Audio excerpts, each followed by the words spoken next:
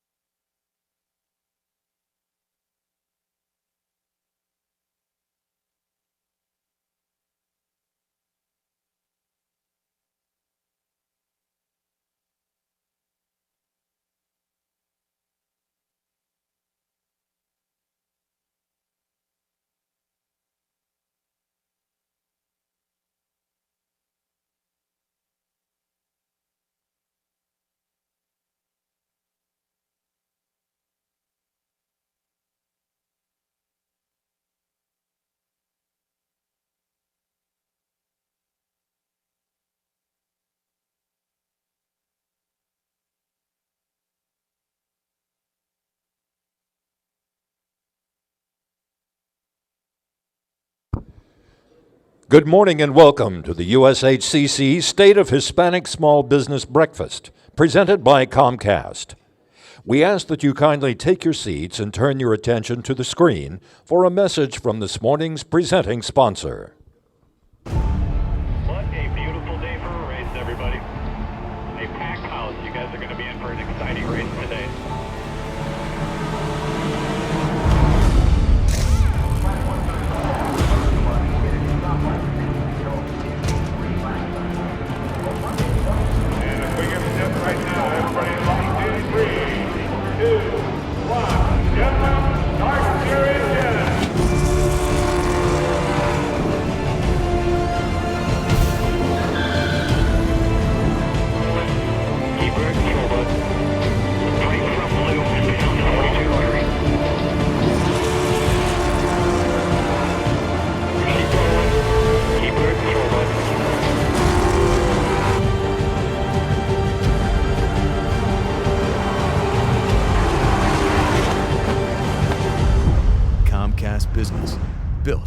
for business. Ladies and gentlemen, representing the Comcast Corporation, please welcome to the stage Mr. Byron Cantrell, Regional Vice President of Business Services, Beltway Region.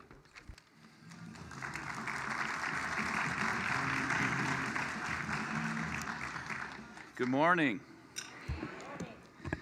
Comcast Business is truly honored to participate in an event like this morning, so thank you for inviting us. You know, Comcast Business, we are proud to report that over the past 5 years, Comcast, NBC Universal, and Telemundo have spent nearly $8 billion on diverse suppliers, including more than $2.6 billion in 2015 alone. As a result of this tremendous investment, in July of 2015, we became the first media and technology company inducted into the $1 billion Roundtable. Thank you. And we're delighted, but not complacent, about the diversity in our workplace. About 12% of our workforce is Hispanic today. 9% of our total management organization is Hispanic. And we have Eduardo Maestre on our corporate board of directors. Between 2010 and 2013, we experienced a 26% increase in spend in minority-owned businesses, women-owned and veteran-owned businesses. And as a loyal Comcast Business employee, I'd be remiss if I didn't take a moment to provide you some information about who we are. I'm sure that many of you are aware that Comcast offers fantastic X1 experience in your home, your set-top boxes and those sort of things. But many business owners and decision makers are unaware about Comcast Business. As you saw in the commercial earlier, Comcast Business and NASCAR are built for speed, built for performance, and built for innovation, and built for success. And as we begin year 2 of our historic 10-year partnership as the official entertainment provider of NASCAR and entitled partner of the NASCAR Xfinity Series, which is the Saturday races, we're among the fastest growing Ethernet providers of large and enterprise businesses. And with the addition of our new Wi-Fi Pro products, I'm sure many business owners have Wi-Fi in their businesses now to attract folks into their business. The Wi-Fi Pro product has an advertising splash page, gives you user statistics, controllable bandwidth allocation, and the latest in internet security to protect your business from unwanted intruders. You don't have folks come into your business and log into your private network. Comcast Business will be combining the latest in technology with the most available, scalable, and easiest to manage Ethernet solutions in the country. We're in the process of investing additional millions of dollars into the infrastructure, not only into the DC market, but in communities across the country. So let Comcast Business provide you with a solution that your business needs to help you grow, innovate, and be successful. Thank you again for allowing us to participate this morning, and enjoy the rest of your time today.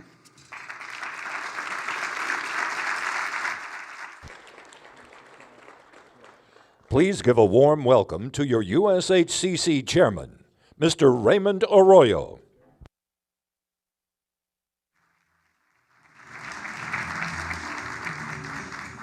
Good morning, everybody. Have you all finished your breakfast yet? Yes, sir. I see lots of full tables there, so make sure you do that as we speak. We want you to be healthy. Good morning, everybody. Good morning to you. Thank you for joining us at this year's State of Hispanic Small Business Breakfast. As you may be aware, today's breakfast is meant to recognize and celebrate the surging growth of the 4.1 million Hispanic-owned businesses that we have in the U.S. today. And that's 4.1 million stories that we also learn about. Now, Hispanic entrepreneurs are the forefront of Americans' economic growth, and so their success is vital for our economy. I believe that to the core of who I am. And few understand this better than the two elected officials I have the privilege and honor to introduce to you this morning. Congressman Steve Chabot, Chairman of the House Small Business Committee, and Congresswoman Nydia Velázquez, Ranking Member of the House Small Business Committee. Both, yeah. Give it to me. Both have dedicated their lives to public service and to addressing the concerns of American small businesses. Chairman Chabot, a Republican representing Ohio's 1st District, and Congresswoman Velasquez, a Democrat representing New York's 7th District, have been at the forefront of promoting common sense policies that help to unleash the power of American innovation and enterprise. As the leaders of the House Small Business Committee, they both understand and have worked tirelessly advocates on behalf of the American entrepreneur. And their leadership has proven time and time again that when it comes to small businesses, there is no room for partisan politics. Ladies and gentlemen, join me please in welcoming two dear friends and staunch allies of the small business community, Congressman Steve Chabot and Congresswoman Nydia Velasquez. Thank you.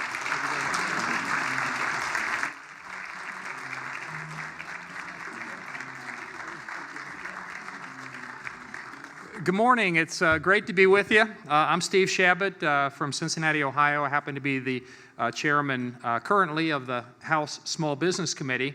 But I've not always been the chairman. I've also been the ranking member because the wonderful lady to my right, your left, Nydia Velasquez, has also chaired that committee, and I've been the ranking member. So she's been on top, I've been on top, but whoever is, we work together. We really are partners. You don't see this in Washington all the time. But we think that rather than being partisan and finding out what we can disagree on and fight about, we want to see what we can do to work together because we were both elected by the people in our district. And it's our responsibility to do everything that we can to improve the climate for small businesses all across America.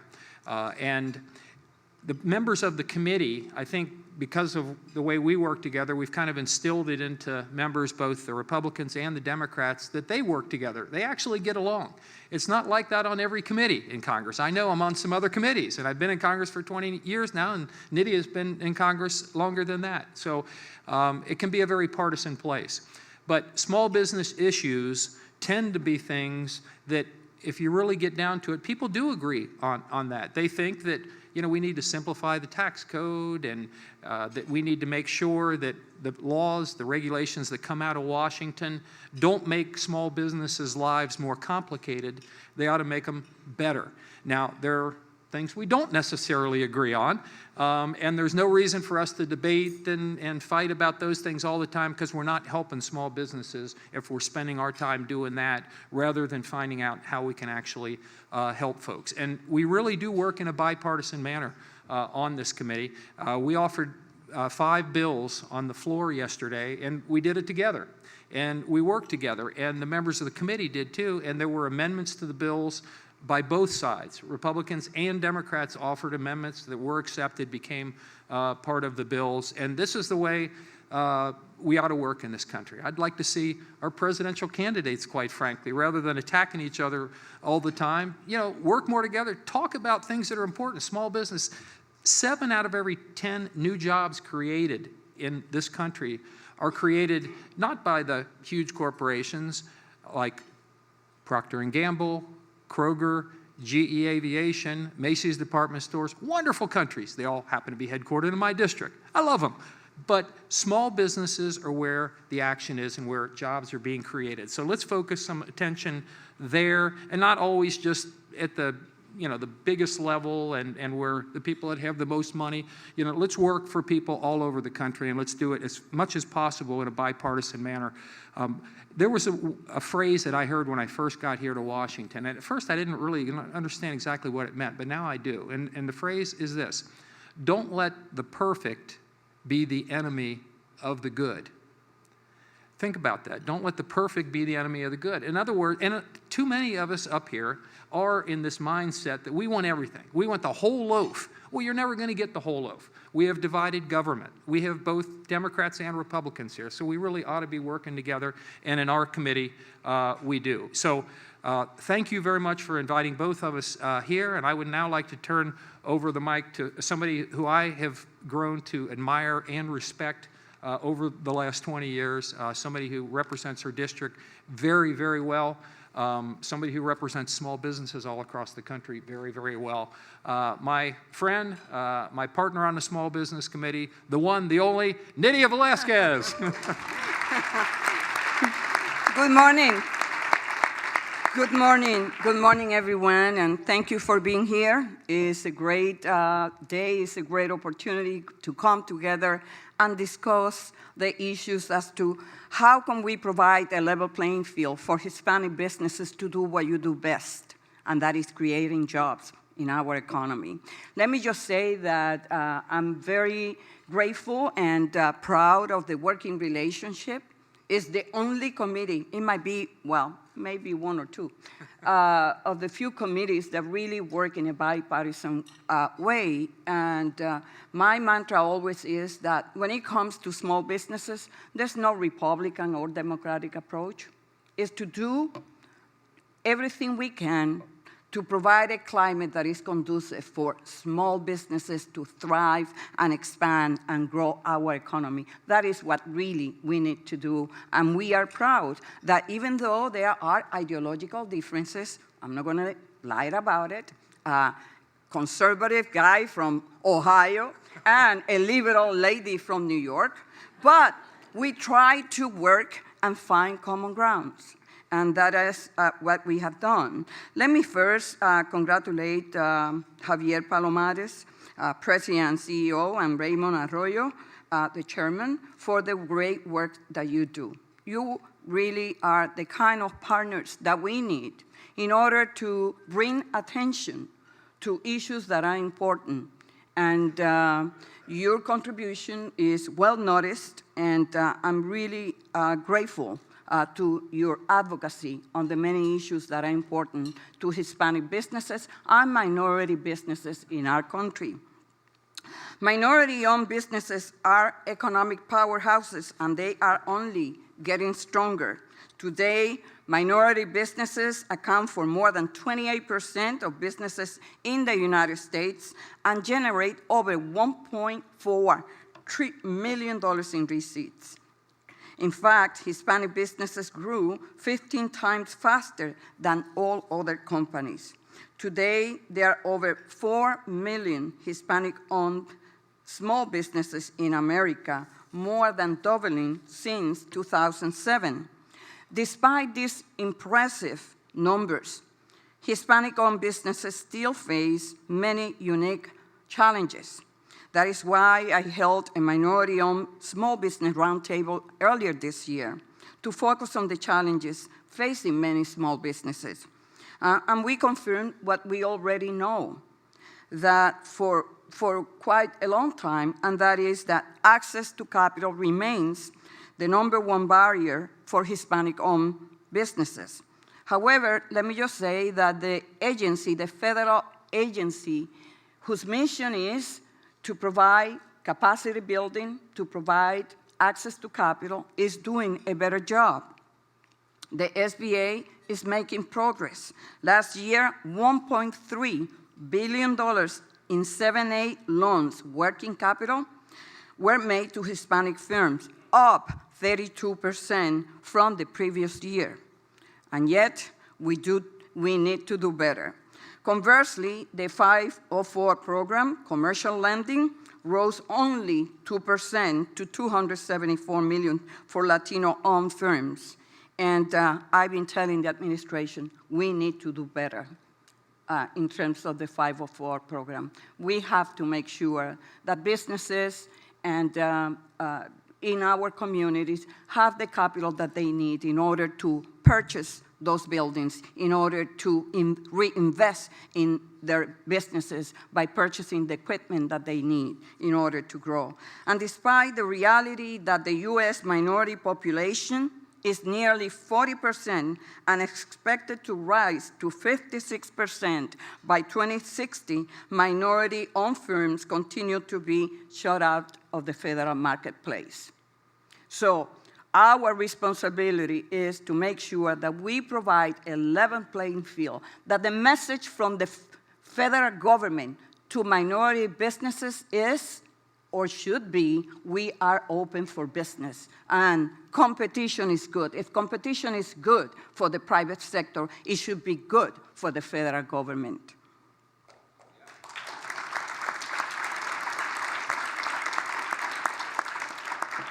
And because we have sent a strong message to all the federal agencies that they need to comply with the statutory goals established by Congress of providing 23% government-wide contracting goals to small businesses, 5% to minority businesses, and 5% to women. For the first time in the history, since we passed the contracting goal for women, we achieved the goal.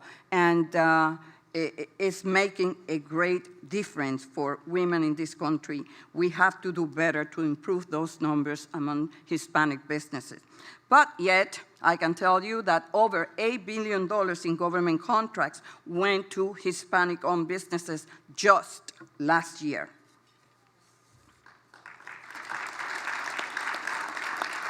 One area where we need to do better, and I'm insisting with the administration, is that the number of 8A program participants has continually declined over the last 5 years, and that is unacceptable. Small business success is key to empowering Hispanic families and closing the wealth gap in America. Talk about income inequality. This is a way when we provide every tool for those who have a dream of opening a business to be able to create those businesses, we are helping not only the economy, but we are strengthening Hispanic families. So with your help and your advocacy, we will make sure that Hispanic businesses are not an afterthought when it comes to federal policy. Whether it's tax reform, whether it's health care, whether it's regulation, Hispanic businesses must be at the table, as well as minority businesses. So thank you for all the work you do in helping us shape public policy. We try to do our best to provide the tools so that you continue to do the great work that you are doing in strengthening Hispanic businesses in our communities. Thank you.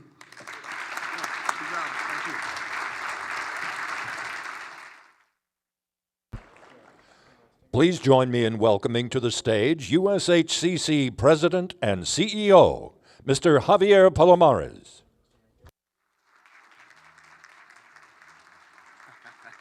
Good morning. How's everybody doing this morning?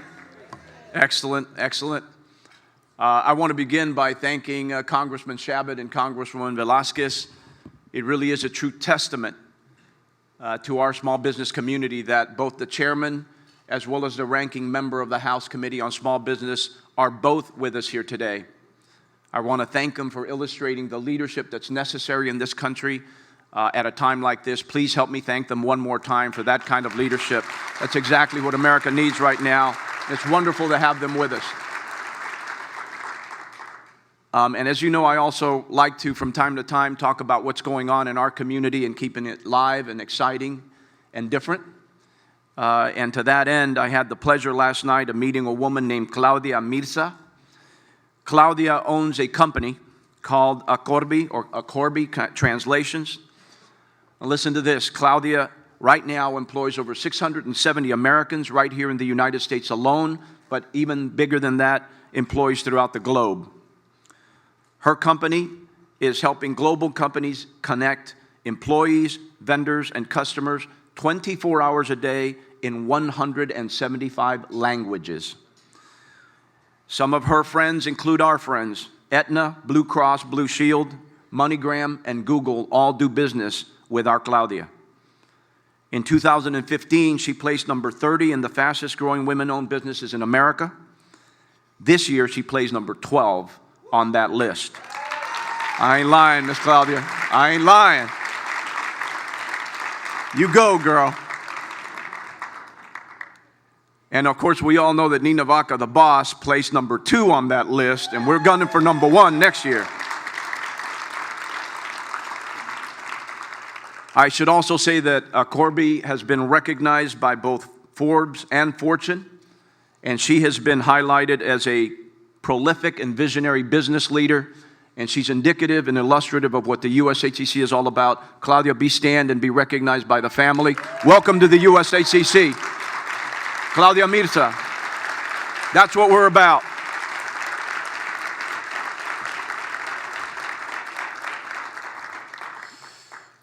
Let me also thank our great friends at Visa for sponsoring this entire legislative summit as our 2016 corporate chair. It is important that you recognize that this gets done because people believe in our mission and they're willing to pay and help put these events together. I also want to thank our friends at Comcast, at JP Morgan Chase, Duke Energy, a Partnership for a New American Economy, and Starbucks for serving as sponsors of this breakfast alone. Please help me thank our friends that help us do these kinds of things. The truth is that everything we do at the USHCC is a direct reflection of the caliber of our partners and the character with which they serve communities across this country. And now it is my distinct honor to introduce someone who is not only an established businesswoman, but also a true champion of America's small business community. Joining us for the very first time is Secretary of Commerce Penny Pritzker. As the country's chief commercial advocate, Secretary Pritzker recognizes that our entrepreneurial spirit is America's greatest export. On her very first day on the job, Penny hung an open for business sign on her door. I'm not lying. I mean, I think it's up there somewhere, right? That's Penny Pritzker, by the way. And it didn't take long for her to get on the road and begin spreading the message. As someone who came from the private sector, Penny knows all too well the pivotal role that thriving businesses play as the engine that drives the greatest economy in the world. As Secretary of Commerce, Penny has traveled to 29 countries, leading 4 trade missions abroad in order to open new markets and strengthen our commercial relationships. In fact, in 2014, our very own Nina Vaca traveled with the Secretary to Ghana through her involvement as a presidential ambassador on global entrepreneurship, meeting with local African business leaders to help develop the next generation of global entrepreneurship. Indeed, when she's not opening doors for American businesses to succeed abroad, Penny is energetically working on creating the best conditions for businesses to prosper right here in the United States. She clearly recognizes that the American small business community has been a force behind our nation's economic success, with entrepreneurs creating the majority of new jobs in every industry across this country, and Hispanic business in particular growing at 3 times the national average. To that end, the Department of Commerce has helped make it easier for minority-owned businesses to gain access to contracts and capital. But that's not all. As a result of her leadership, the United States Department of Commerce prioritized workforce development, and that is critically important for our community, making sure that American workers are better equipped to meet the demands of the global marketplace. Penny knows that we must invest in job training and work readiness so that our young people will be better prepared for their future entry into the workforce. And if that's not enough, and this is something I just love to share about her, through her foundation, the Pritzker Foundation, Penny is one of the largest financial supporters of dreamers in America. This is what she does on her private time, and I think absolutely deserves a round of applause.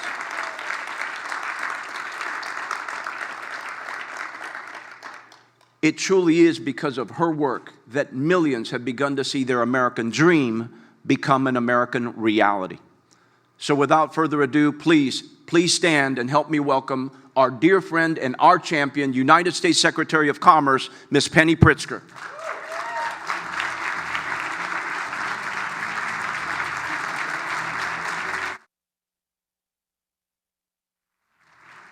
Thank you. Thank you. Thank you very much. Javier, what a generous introduction. Thank you very much. I think it's time I should just leave. No, before I begin, I want to just say a quick word about your chair emeritus, Nina Vaca. You know, as a member of the Commerce Department's President's Ambassadors for Global Entrepreneurship, or our PAGE initiative, as we call it, Nina has traveled the world on her own time and on her own dime to help develop the next generation of entrepreneurs. So, Nina, I can't thank you enough for your service on behalf of our country, and thank you for all that you're doing today to develop tomorrow's entrepreneurs.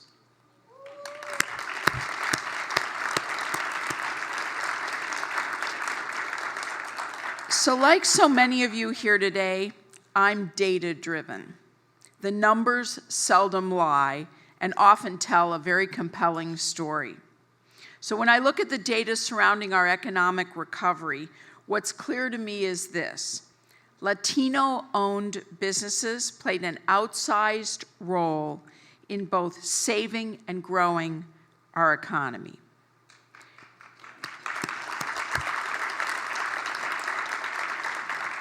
So consider these numbers. In 2007, there were 2.3 million Hispanic-owned businesses generating about $350 billion in revenue in the United States.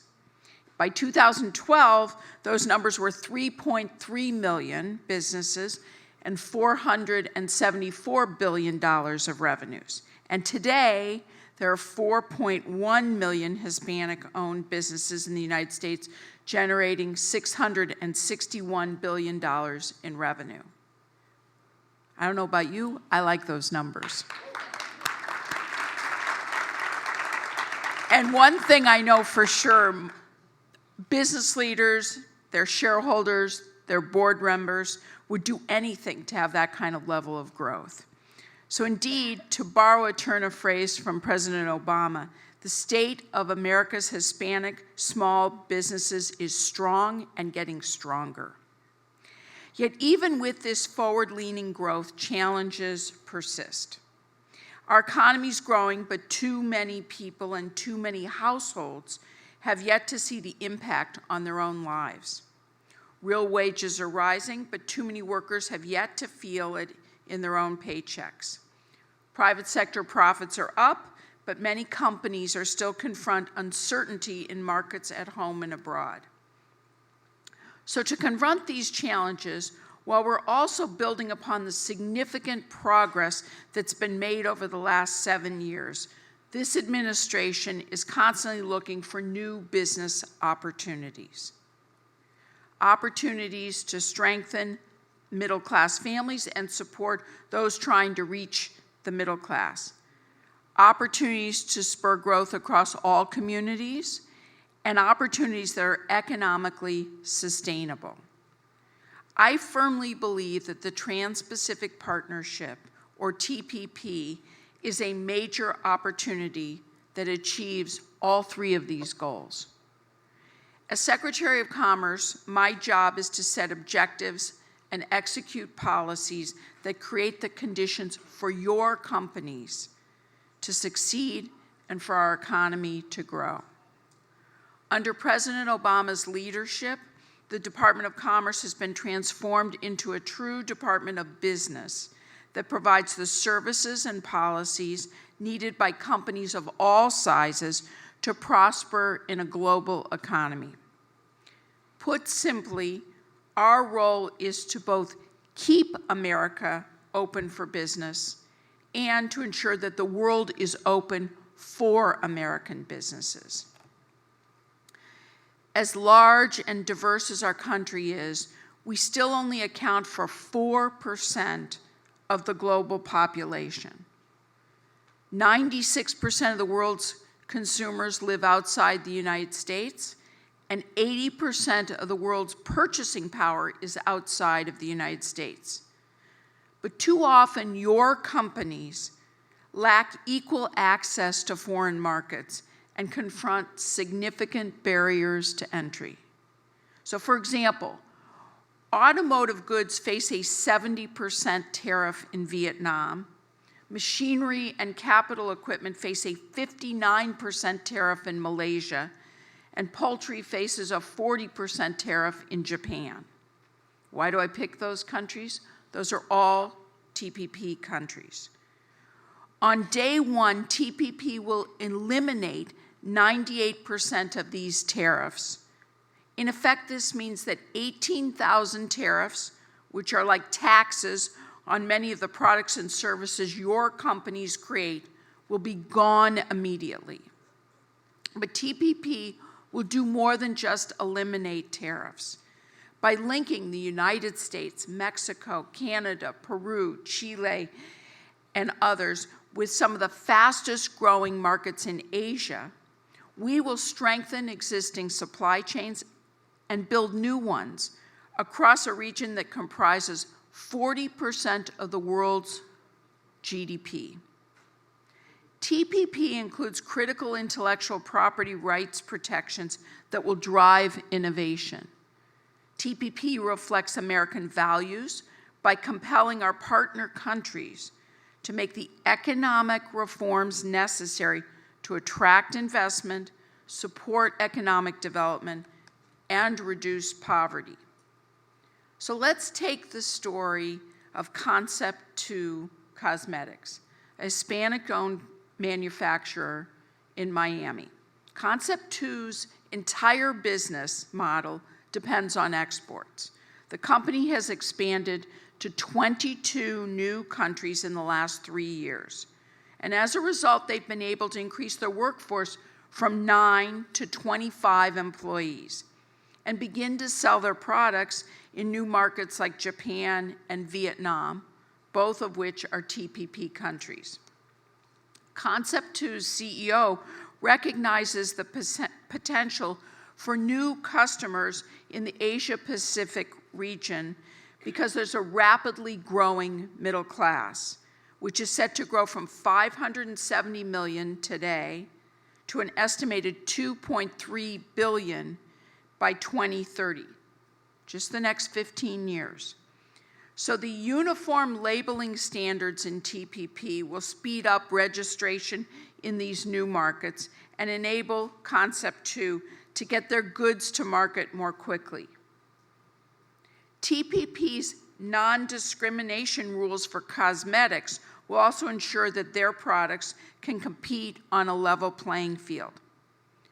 So just as TPP would benefit Concept 2's workers and its bottom line, the agreement's new labor provisions present tremendous potential for both people around the world and you as business owners.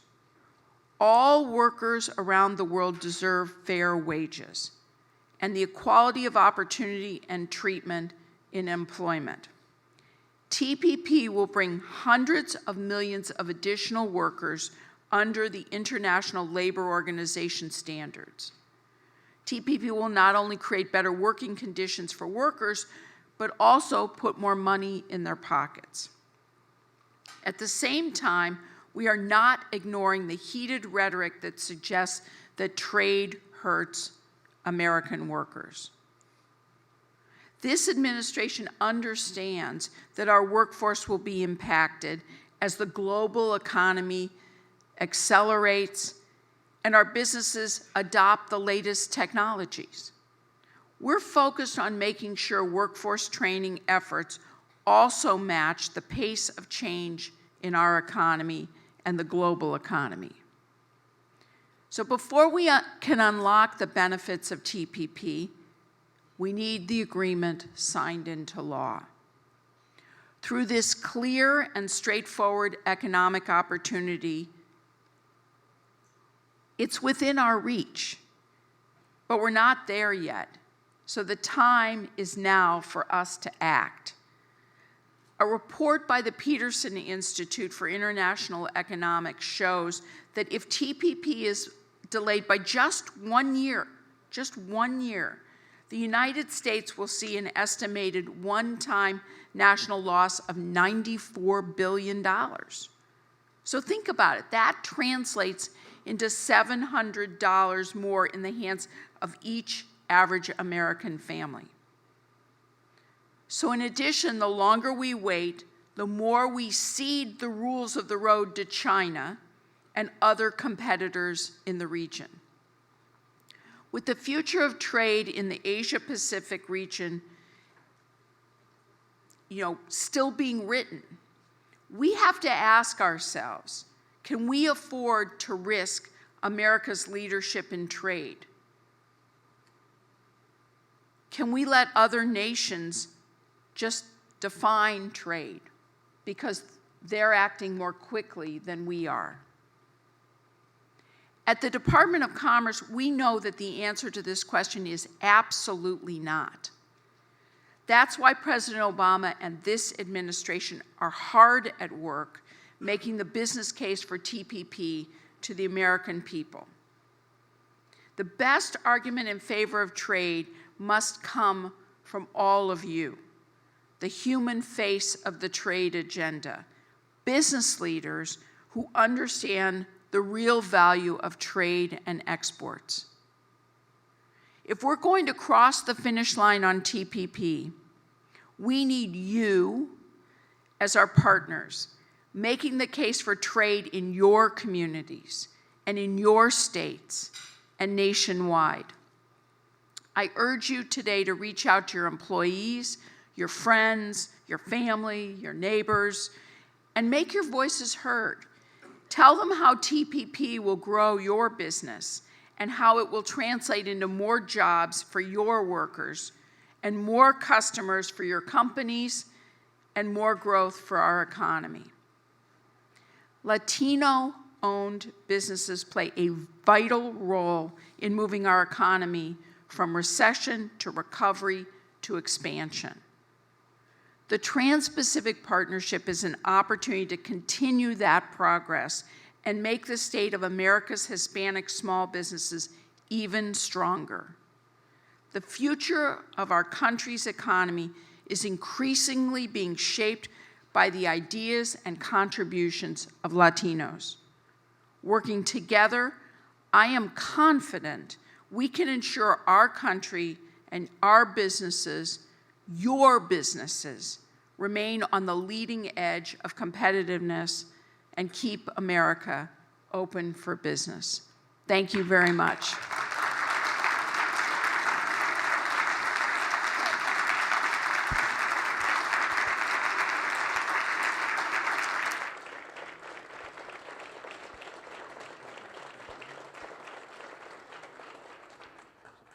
Thank you, Secretary Pritzker. Ladies and gentlemen, please enjoy your breakfast. Our program will resume shortly.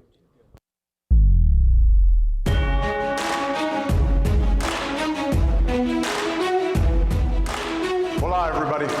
Thank you, Javier, and everyone at the U.S. Hispanic Chamber of Commerce. For more than 35 years, the USHCC has worked to make the American dream a reality for millions of Latinos. Thanks to you, entrepreneurs across the U.S. have been able to turn their ideas into successful businesses. And that's meant rising opportunities for entire families, even entire communities. It's a pleasure to be here with the U.S. Hispanic Chamber of Commerce. I also want to thank and congratulate Javier Palomares for all the great work that he has done. The Hispanic Chamber of Commerce, I believe, is one of the most underrated organizations in the nation and must be recognized as one of the most instrumental tools of growth of our great country. The power, the courage, the entrepreneurial spirit, the lives of our Hispanic population.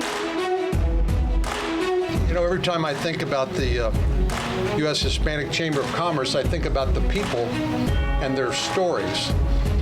People like Javier, who was born into a family of immigrant farm workers and, of course, has grown up to be the president and CEO of this institution, this organization.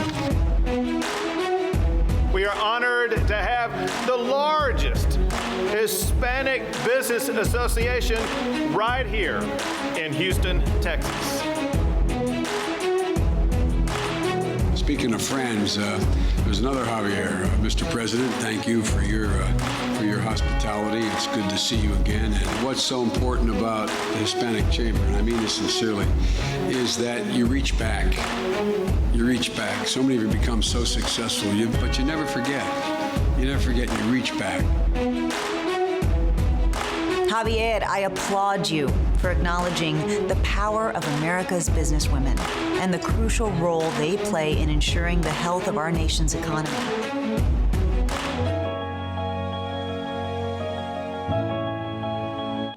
As consumers demand a more robust and diverse product mix to meet their evolving credit needs, CFSA members are paving the way in new product development and technology advances for the 21st century consumer. We are committed to working with policymakers and other stakeholders to develop regulations that keep pace with industry advancements and ensure that safe and viable credit options remain available to consumers. There are some emergencies that do come up suddenly. Tomorrow might have been too late for what I needed the cash for. CFSA, driving consumer lending forward. Small businesses and startups are really the lifeblood of a community. The startups today will be the job creators of the future. The Hispanic Chamber of Commerce is an economic development organization that helps minority-owned firms get access to contracts, capital, and job creation. Chase awarded $400,000, $100,000 to 4 different organizations. We were one of the recipients. The investment goes directly into helping us sustain and grow that impact. We know that getting in early to help these businesses, getting them the resources and support that they need is so vital and reinforces JP Morgan Chase's commitment to giving back to the community. At Duke Energy, it's our job to provide electricity for all the things in your life. But we know we're powering more than just things. We're powering sweet dreams and those "she's finally asleep. Oh, wait, she's not" moments. That's why we're developing cleaner energy solutions that reduce emissions, so our energy is always improving for your future and hers. Because we never forget that what we're delivering is more than just electricity. It's power for your life.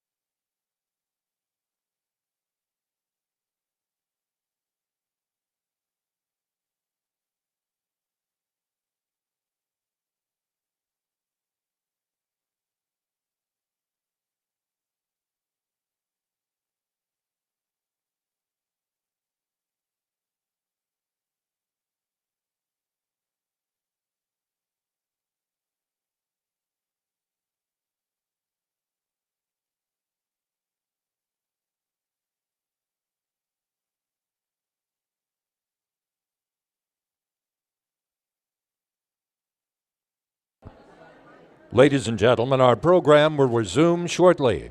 Our program will resume shortly. Thank you.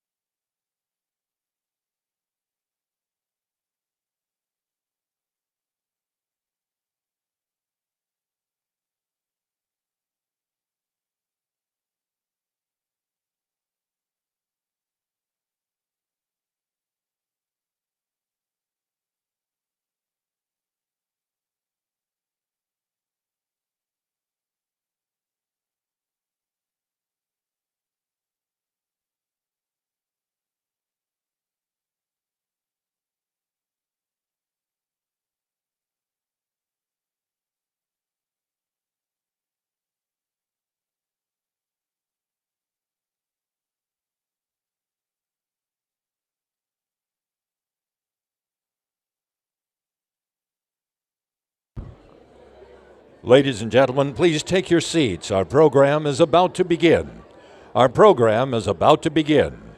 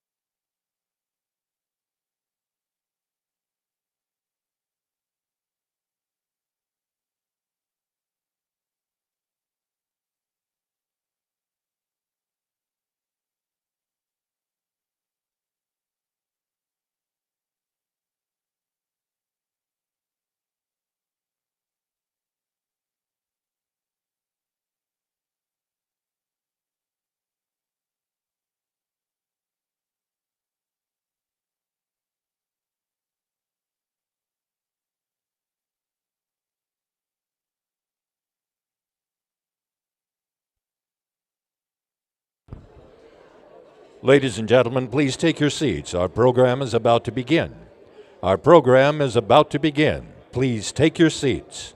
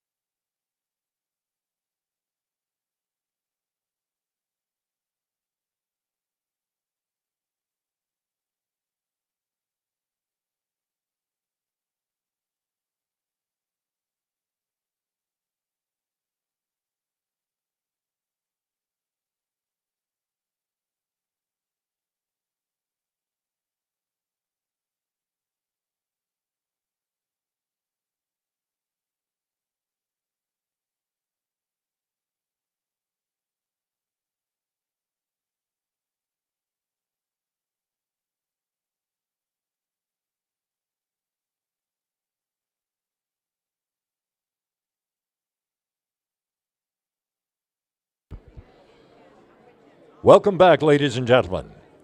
Please turn your attention to the stage and join me in welcoming Chair of the Democratic National Committee, United States Congresswoman Debbie Wasserman Schultz.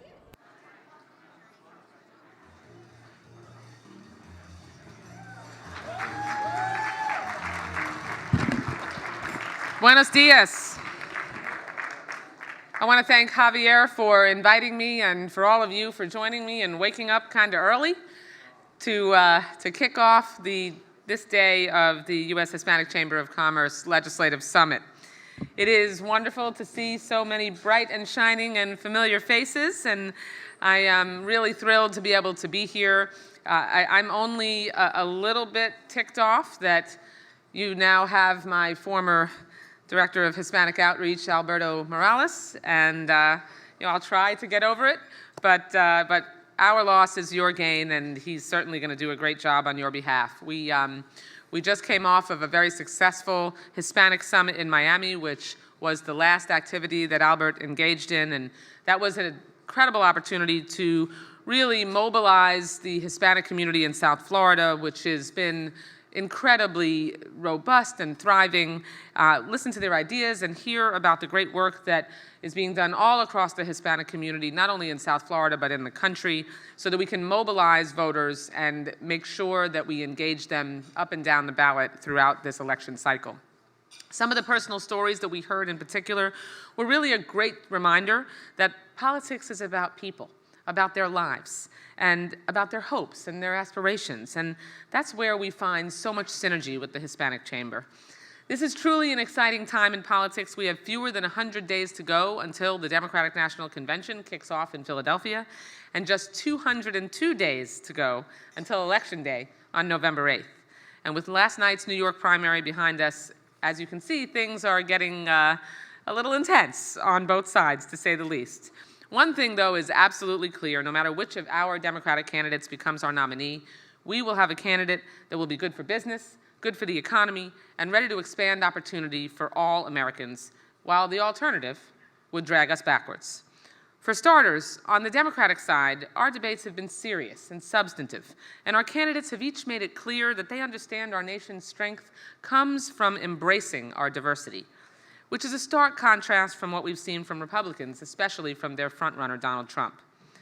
Donald Trump, as many of you know, started his campaign by calling Mexican immigrants rapists and drug dealers. We've seen a disturbing trend at his rallies of Latino and other minority attendees becoming victims of harassment and even violence. He claimed he might lose a court case because the judge was Hispanic, and his extreme calls for mass deportations are shared by his closest competitor, Ted Cruz. But of course, this election isn't going to just be about the candidates' positions on immigration, attitudes towards minorities, or the scapegoating of immigrant communities. The number one problem that voters care about the most, rightfully so, is our economy and creating jobs. And you understand that as well as anyone, that when it comes to economic progress, volatility is bad news. Well, a Trump presidency, as he's described it himself, looks like the very model of volatility. Economists have already predicted his policies could start an international trade war and cause a global recession. But he's also promised to pull back from our most important military alliances in NATO, potentially destabilizing key regions of the globe. He even refused to say that he wouldn't use nuclear weapons on European territory. I can't make this stuff up. Even if Trump doesn't become their nominee, all the GOP candidates have proposed economic plans similar to or worse than those in place at the end of the last Republican administration. Now, I can admit as chair of the DNC, I'm bringing a slight bias to the stage today, but the facts really do speak for themselves. Just look at how far our country has come over the last 7 years under Democratic leadership. For the Hispanic Chamber, you and your members know what's at stake. You know what it was like 7 years ago. When the last Republican left office, our economy was losing 800,000 jobs a month. The Hispanic unemployment rate spiked. We all remember walking through neighborhoods and seeing foreclosure signs dotting every single neighborhood in America. We remember seeing too many families losing their jobs, losing their homes and their savings. And for business owners of every size, credit simply dried up. Hispanic families and Hispanic businesses were squeezed. And I know I'd rather take my chances in today's economy any day over what we were facing back then. That's what's at stake. This election is about opportunities seized or opportunities lost. It's about whether we embrace and champion the energy, enthusiasm, and spirit of everyone in America, or allow our country to become divided, diminished, and made more dangerous at home and abroad. Your members seek out the American dream every single day. Your support for Hispanic businesses, large and small, is about helping them embrace opportunities and gain a sense of ownership over their future. Hispanic Americans are more likely to start their own businesses than the general population, as you know. You have a strong entrepreneurial spirit, one that has helped revitalize communities all across our country. And no other community can attest to the progress that our country has made over the last 7 years than yours. Now, unemployment, including Latino unemployment, is at record lows. The housing market is finally rebounding, and hundreds of thousands of dreamers have the chance to study, work, and contribute to the communities that they grew up in. We've had 73 consecutive months of private sector job growth, which is an all-time record. And the number of Hispanic-owned businesses increased 47% between the years of 2007 and 2012, from 2.3 million to 3.3 million. In fiscal year 2014, the Minority Business Development Agency facilitated $2.8 billion in contracts and financing for Hispanic-owned firms. Those transactions supported the creation and retention of about 13,000 jobs. At the same time, the SBA has increased overall lending, including to Hispanic entrepreneurs, and increased access to small dollar loans. And under the Affordable Care Act, the uninsured rate among Hispanics dropped by more than 25%, with about 4 million Hispanic adults gaining coverage who didn't have coverage before. And that's just part of the 20 million Americans who now have health care that they didn't have in the past, before the ACA, which means Americans are healthier and even more economically secure. And I can say to you as a breast cancer survivor, who one day was the picture of health, and when I was 41 years old, the next day found a lump and was a breast cancer patient. If you don't have your health, we all know you don't have anything. So regardless of your personal politics, maybe you're still on the fence on what direction you want to go in this presidential election, I want you to know that Hispanic Americans and business owners have a natural home in the Democratic Party. We're going to keep fighting every day to grow the economy, expand opportunity, level the playing field, and give everyone a fair shot. That is what it means to be an American. Thank you so much. It's such a privilege to be able to join you once again here this morning. I wish you all the business and personal success in the world, and I'm grateful for the USHCC's leadership in your communities all across America, and I look forward to continuing the conversation between you and the DNC, our broader Democratic Party, and the Hispanic Chamber of Commerce. Thank you so much, and have a good rest of your day. Thank you.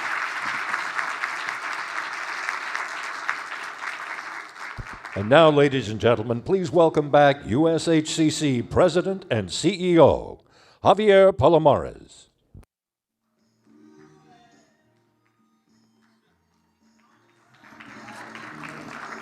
I like my old school stuff. Well, thank you, Debbie, for addressing our members today. As DNC chair, you've worked tirelessly to encourage your party to address the needs of our constituency. And the USHCC stands with you and all policymakers on both sides of the aisle who are seeking to engage diverse communities in the political dialogue. You recognize that the Hispanic community is a vital part of the fabric of this country, and it cannot be taken for granted. And at the USHCC, we've made it our mission to ensure that every presidential candidate engages America's Hispanic electorate.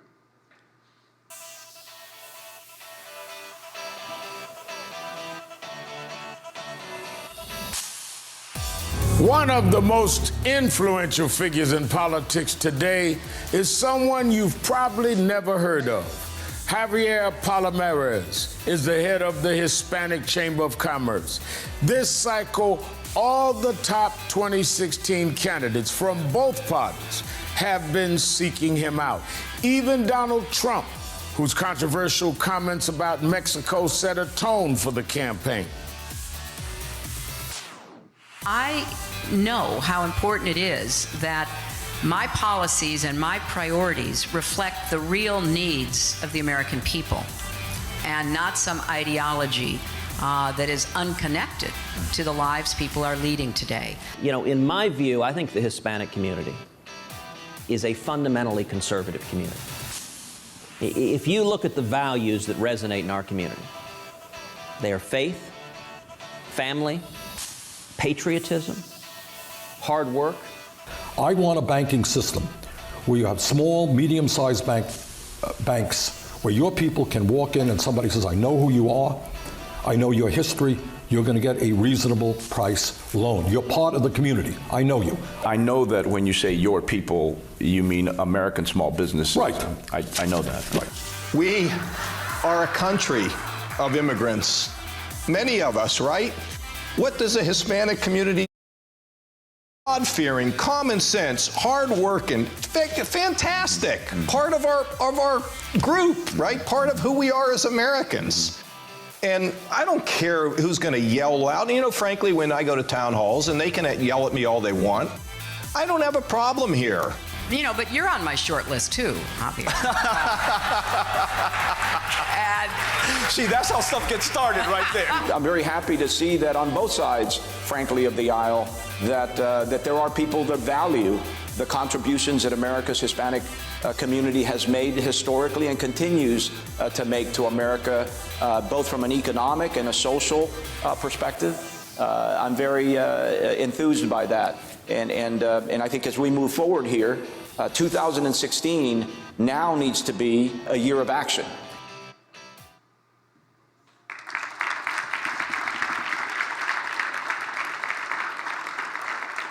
And as a continuation of our efforts, I'd now like to announce our 2016 5-point plan. For over 30 years, the United States Hispanic Chamber of Commerce has been the leading voice for Hispanic business in this country. The mission of the USHCC is to foster economic development and to create prosperity for the benefit of all Americans. We know that when policymakers in Washington prioritize the growth of America's small business, our country's wider economic outlook improves. But now more than ever, we must ensure that our voices are heard on a variety of issues important to our membership. Issues such as access to capital, international trade, workforce development, yes, immigration as an economic issue, and energy. Issues that are important to all Americans, not just our constituency. And in all honesty, this plan was inspired by conversations with our dear friends in the journalistic world, in the media environment, and particularly Steve Clements of The Atlantic and Jim Avila of ABC News. I was lamenting the fact that the narrative of the presidential debates lacked any real substance when it came to my community. And we might have imbibed a couple of whiskeys and a beer or 6 or 9. And in those conversations, when the truth really comes out, both of them challenged us. Both Jim and Steve reminded me that the USHCC has a unique platform and that we should leverage it to demand candidates talk about issues that are important to our constituency, to illustrate that they understand our community as it really is. So in the absence of anybody giving us anything concrete, we decided to create something to give to them. The 5-point plan is a direct result of the counsel that we got from our dear friends like Jim Avila and Steve Clements. And now it is my distinct honor to welcome you to our journalist plenary, where we will hear from some of America's top journalists and opinion shapers about policies that impact our nation's business community. The remarkable individuals participating in today's plenary represent one of America's greatest strengths, the freedom of the press. They not only deliver our news, but they help us set the direction for America's future. With the 2016 presidential election on the horizon, we have turned to the media to provide us with the information that we need to help elect our first new president after 8 years. And think about it. This is an enormous undertaking and a significant responsibility. And I've never seen anything like what we're seeing now in terms of the presidential election. And I know that the journalists on this stage don't take that charge very lightly. In our increasingly partisan society, journalists have the immense challenge of delivering the news and educating the public. And we've seen it time and time and time again. Candidates attacking each other as they attempt to claim their party's nomination. And when these attacks lead to harsh and insensitive rhetoric, it's the media's obligation to guide Americans away from the spectacle and toward the truth. The journalists on this stage will be discussing how they arrive at that truth by telling us exactly what they think about this circus that we call the presidential election. This year, I'm honored to welcome today's moderator, our dear friend, ABC News correspondent Jim Avila. Jim is an award-winning journalist who contributes on shows such as ABC's 2020, where he specializes in law, justice, and consumer investigations. We know him for his world-class reporting. I know him for more than that. He is a national leader for the Hispanic community, advising many of us on a wide array of issues. And he is a tireless advocate for our nation's immigrants. Please stand and help me welcome our dear friend, Jim Avila of ABC News. Jimmy?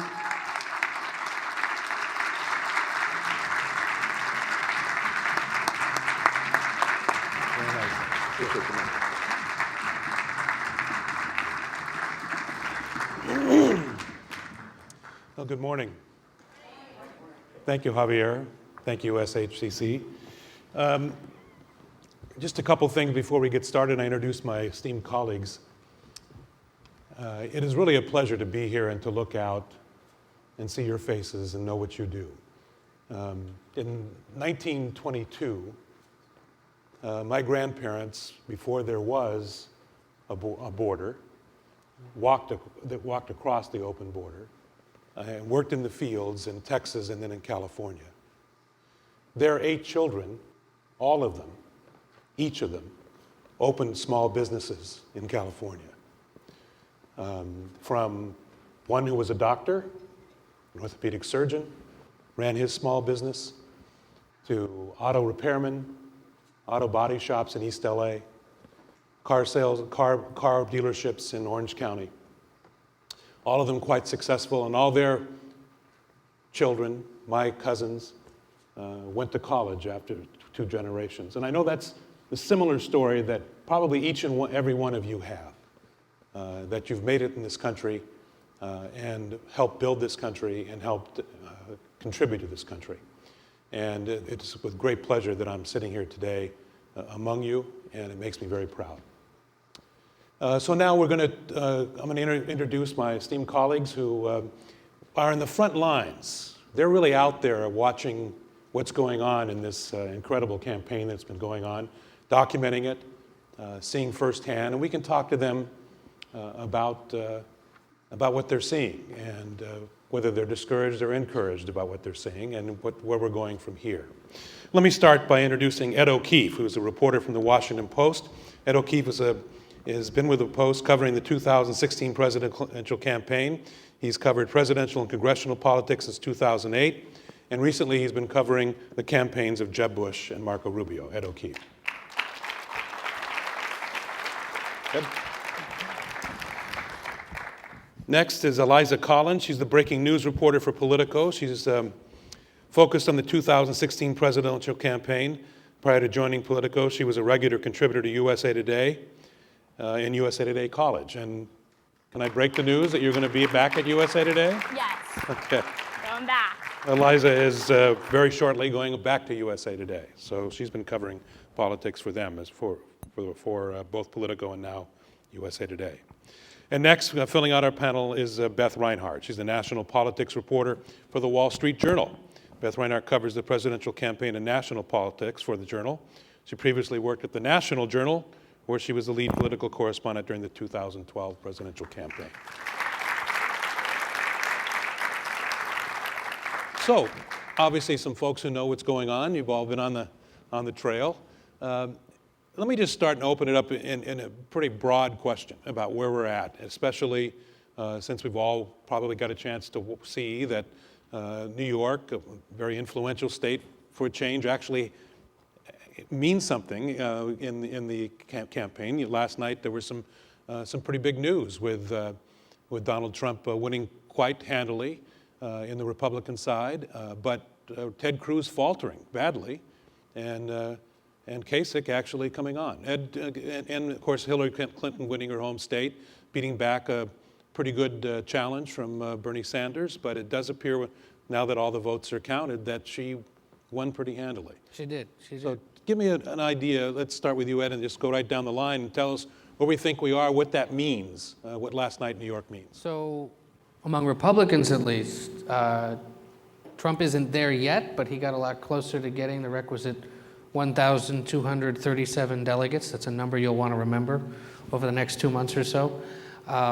And, you know, did himself a big favor last night in winning. And and probably puts himself in a much more comfortable position. I think, as you pointed out, the fact that Cruz did so poorly and is poised to do poorly or not as well next week as well in a bunch of mid-Atlantic states, he may fall back a little too far. And the argument that the Trump campaign has made is that if we get close to that number, that magic number, why would you rob us of it? And I think we're going to continue to hear his campaign sort of talk about that in the next few weeks as he continues to accrue delegates.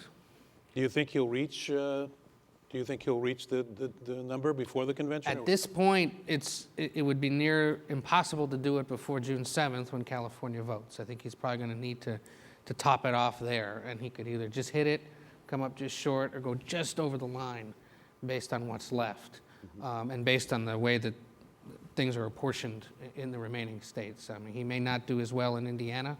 He may not do as well in Nebraska. Those are two places where Cruz is expected to do well.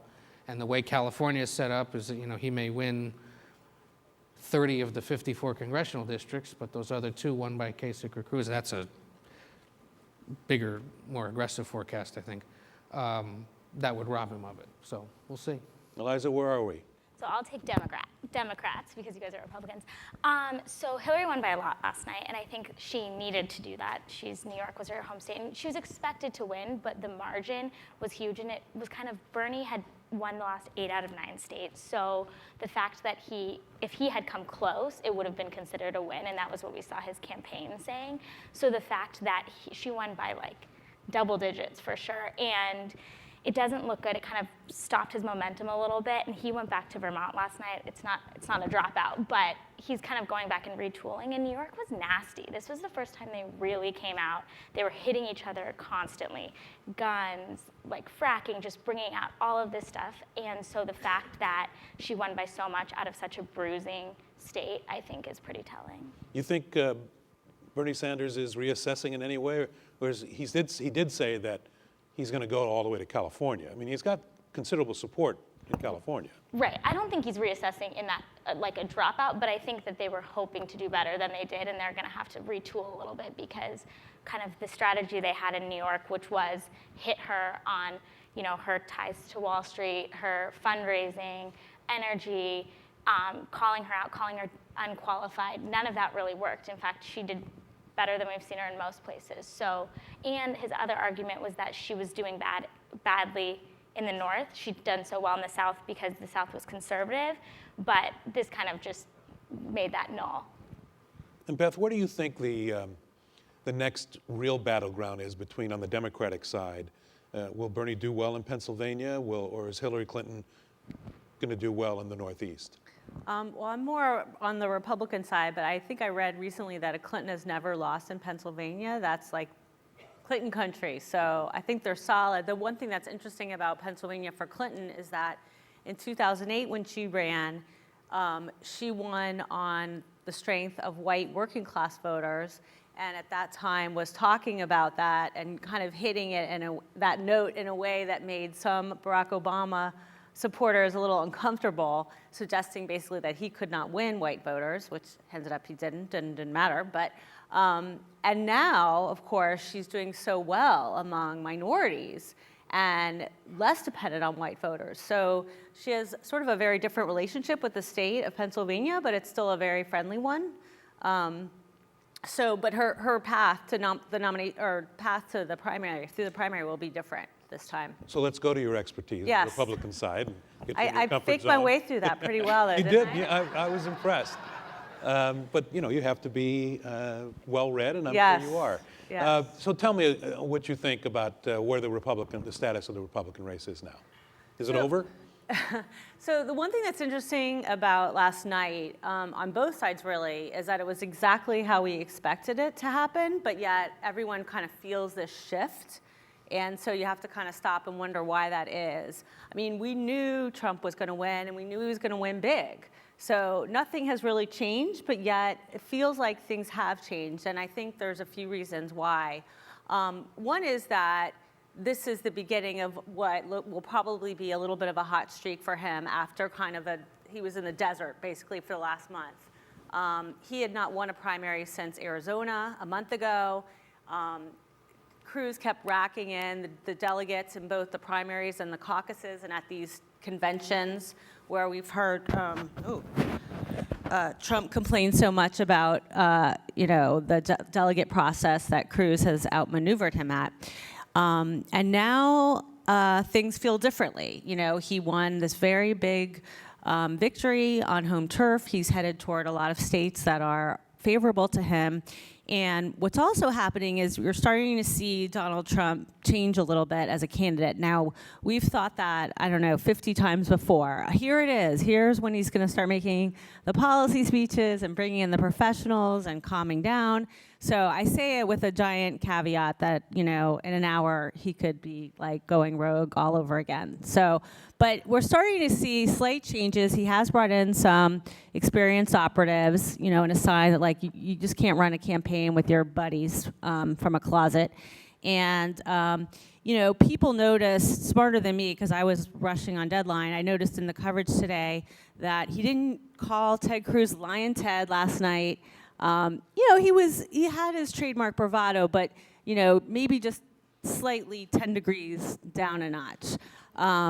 And so it'll be interesting actually to watch today him on the stump to see which Donald Trump we get. Do we get, sorry, I'm not doing this very well, the one that we're used to, or is it a little bit more of a restrained Donald Trump? Because like I said, we've thought many times that he was pivoting toward the general election, so to speak, or pivoting toward a more conventional, approach and profile, and we've been frankly disappointed before, or maybe if you're a supporter, I guess excited. So.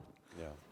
Well, I want to talk a little bit about some more about his change of personality. I want to let you get your microphone set because I'm sure you got some poor guy back in the back going like this at this point. And I want to ask you, Beth, and stay with you just a moment if we can, about what you think as far as in the horse race. Is he going to be able to get enough delegates before the convention? What is your thinking on that? Or are we going to have an open convention? Right. Ed is really, I'm deferring to my colleague Ed O'Keefe as the expert. He's been doing a lot of number crunching on that. I hope to God, yes. I'm just kidding. For selfish reasons, just because I want it to be over. But I'm tired. I'm tired of the horse race. But anyway, I think, again, everyone knew he was going to do well in New York last night, and he did do well. But it's really doesn't change the math dramatically, really, last night. So he got, what, 92, 90? At least. 92 delegates. So it's a handful. It's a handful. But, he still has to do, what, win 60%? Or? At this point, he's got to win 50 to 60% of the remaining delegates to get to 1237, or just about. Yeah, so that's a high bar. There's some states where he looks like he'll probably hit it, and there's some states where it's going to be, you mentioned Nebraska and Indiana, that's going to be very challenging for him. So he's got to offset the states where he's not going to do as well with some really big victories next week in the Northeast, which is obviously favorable turf for him. Ed, what do you think about what this does what New York did as far as who is the anti-Trump candidate? Is Kasich going to resonate enough that he will still mean something by the time the convention happens? I think we're going to see in the next few weeks why Kasich stayed in, because he has now entered a geographic region that is much more favorable to a moderate or more mainstream. He's not that moderate, but he's a more mainstream conservative. One that resonated, remember, very well in New Hampshire. Well, Connecticut and Rhode Island, Maryland and Pennsylvania aren't that far from New Hampshire, and Republicans in those states don't think that much differently than Republicans in New Hampshire. So he can at least continue hitting maybe a 20%, 25% ceiling, and that continues to rob Trump and Cruz, especially in this part of the country, of the support they would need. I suspect Kasich will do, he could do better than Cruz in Maryland next week. The Cruz campaign is convinced they'll do well, but there isn't enough Cruz-like support in Maryland for him to prevail. Remember, this is a predominantly black state. It is a more moderate Republican state. It rarely elects Republicans statewide. Larry Hogan was elected as governor in Maryland because he was kind of the Kasich mold, a business-oriented, economic-focused kind of candidate, and that is what Kasich has been. Cruz less so, even though he's trying to be now. Same thing in Pennsylvania. And remember, Kasich was born in Pennsylvania. He resonates in Western Pennsylvania because he's from Ohio. So that part of the state may know him as the guy from next door. And the same thing in Rhode Island and Connecticut. Again, Connecticut Republicans are not going to take well to Ted Cruz. They probably will favor Donald Trump because they're familiar with him again from the New York area. But I think this is why Kasich stayed in, is because in the next few weeks, he may pick up just a few more, but remind people and continue to be able to make the argument that in a general election matchup, he does best against Hillary Clinton, as the polling suggests. And in both parties, there seems to be such polarization that one of the things that I wonder is Bernie Sanders, who we talked about, is not a real Democrat, he's an independent, is he going to be willing, if he loses, to campaign for Hillary Clinton? Is he going to be willing to try to get that huge, uncounted block of voters in the past, the young people who are coming out for him, to switch allegiances? Has Hillary gone far enough to the left to attract them? And on the other side, if Donald Trump wins, what are the rest of the Republicans, the 60% who don't like him, going to do? Yeah.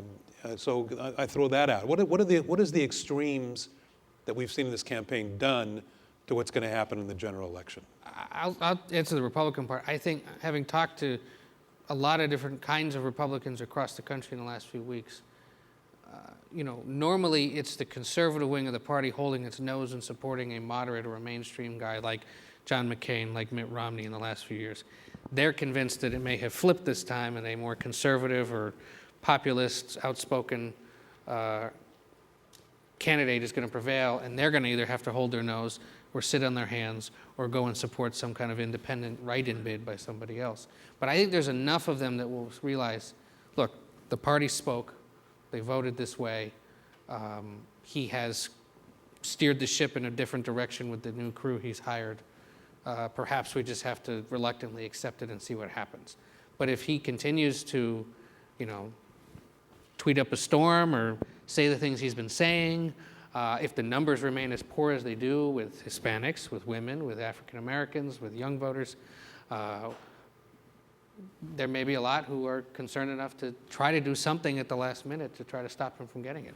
Democrats, what happens? So I think, after New York, where it got a lot nastier, and that was kind of the concern in the Clinton campaign over and over, is saying he's alienating part of our party. And you're seeing in polls, like 30% of Sanders supporters say they wouldn't vote for Hillary Clinton. Now, I think that number will be smaller if she is the nominee, and I think it really depends who the Republican is. I think if it's someone like Ted Cruz, they're going to rally behind Hillary Clinton. If it's John Kasich, maybe not as much. But also part of the reason Bernie Sanders said he ran as a Democrat was to be able to bring in new voters and have that infrastructure. So I can't see him not getting behind her, and I'm sure a lot of his supporters will, but I think right now, especially with kind of the tone of the race, it's looking like people are at least saying they're not going to.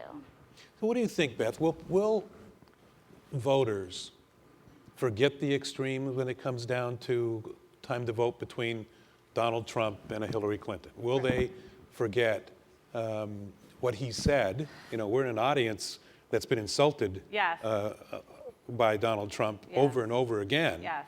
Will he be able to change enough? We've begun to see, as you pointed out, he's begun to change and become more civil. Maybe he'll stop saying the Hispanics, right? Yeah.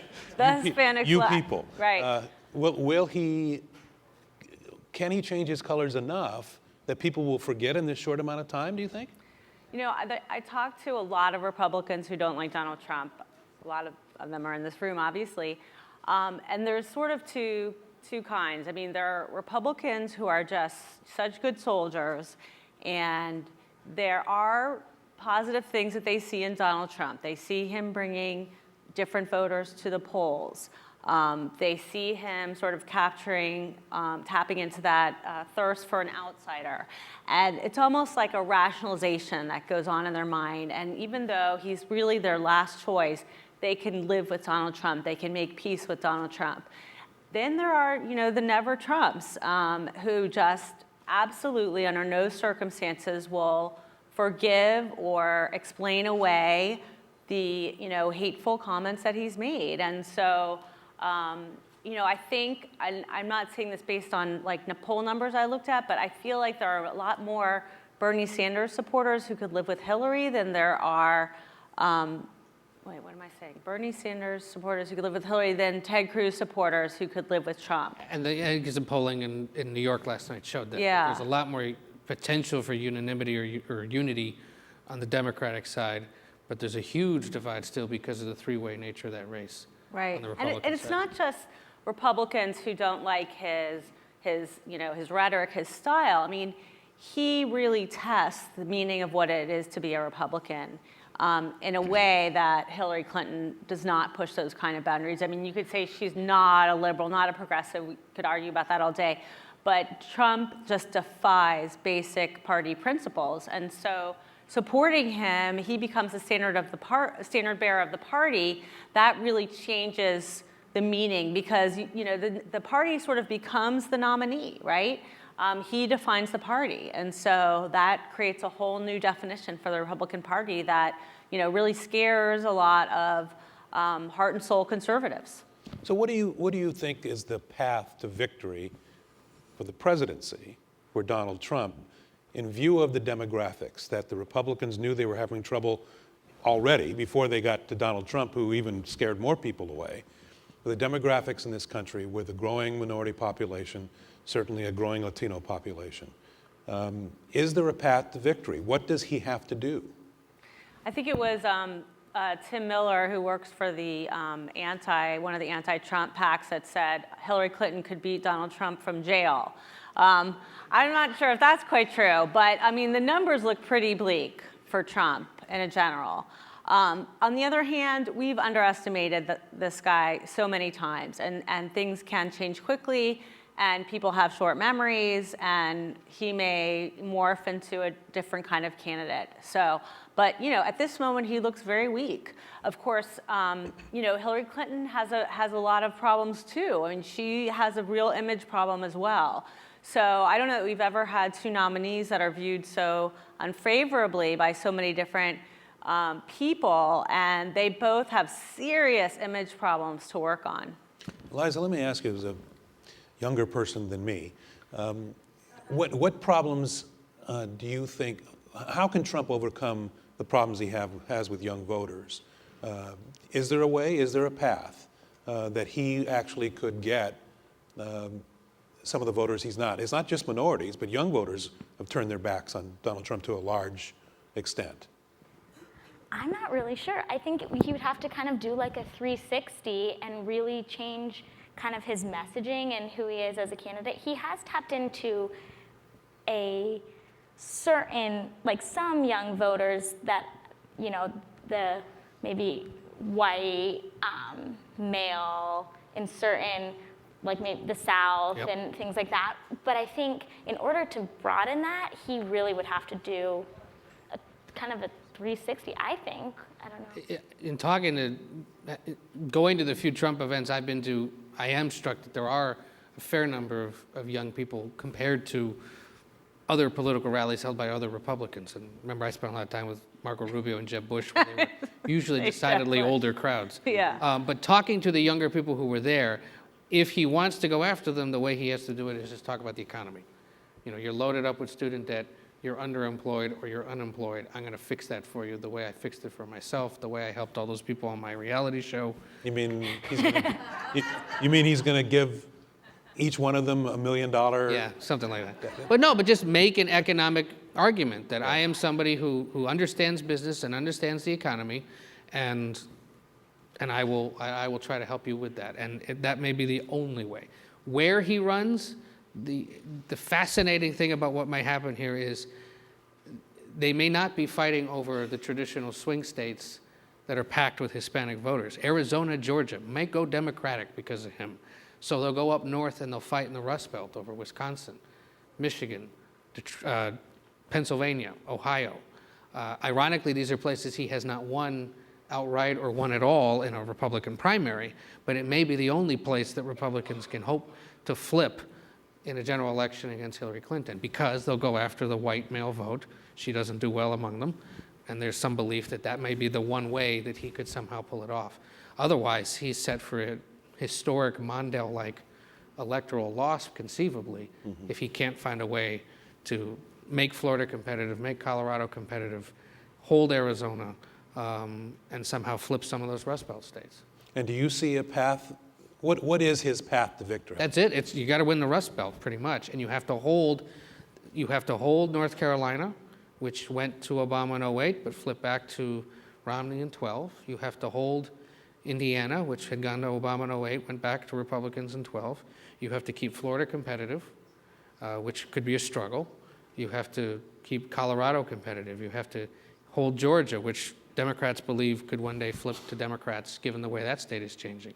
But beyond that, it would be very difficult for him, given the way he has campaigned and the different groups that he has upset over the course of that. So let me ask you about the demographics then, about on the Democratic side then too. So President Obama won both elections with not much support among white America. He lost pretty much white America.